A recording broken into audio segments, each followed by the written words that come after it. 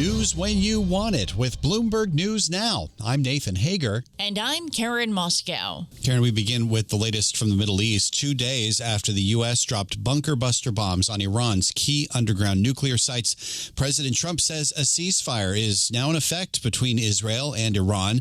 The president announced it in a Truth Social post last night. Israeli Prime Minister Benjamin Netanyahu confirmed that he has agreed to it and that he has achieved his war aims. But there are questions about whether this truce will hold. We get the very latest from Bloomberg Middle East anchor Jumana Bercecci. They've also said that Israel will respond forcefully to a breach of truce. And if you remember, it's quite similar to the wording of the truce agreement that Israel had in place with Hezbollah at the time when they agreed to ceasefire.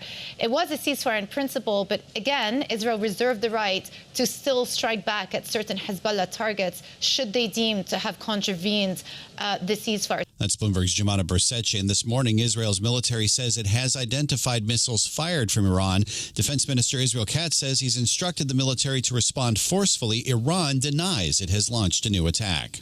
Nathan, the ceasefire announcement comes after Iran launched missiles at a U.S. airbase in Qatar in retaliation for the bunker buster attack. Tehran launched 14 missiles at the base, the same number as the bunker busters dropped on its nuclear sites. All but one of the missiles were intercepted, and no one was hurt. Bloomberg's Paul Wallace has more from Dubai. I think Iran had to do something to save face, if nothing else, with its domestic population. And I think the Americans well knew that. It just depended what Iran would do and how spectacular and how aggressive that retaliation would be.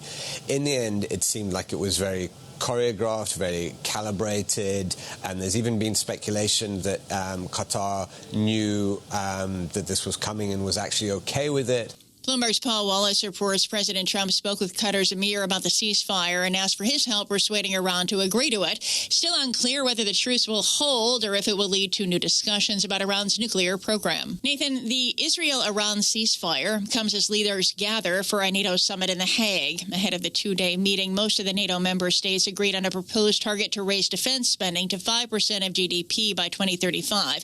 NATO Secretary General Mark Rutte says the ramp-up in spending would be a quantum leap.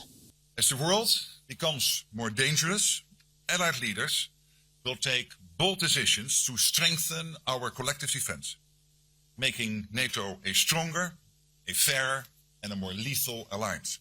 And Britain's new target has not won approval of all of NATO, with Spain fighting for an opt-out that could derail talks taking place in The Hague today. Back in Washington, Karen, Fed Chair Jay Powell talks to Congress for 2 days, starting today when he'll appear before the House Financial Services Committee later this morning.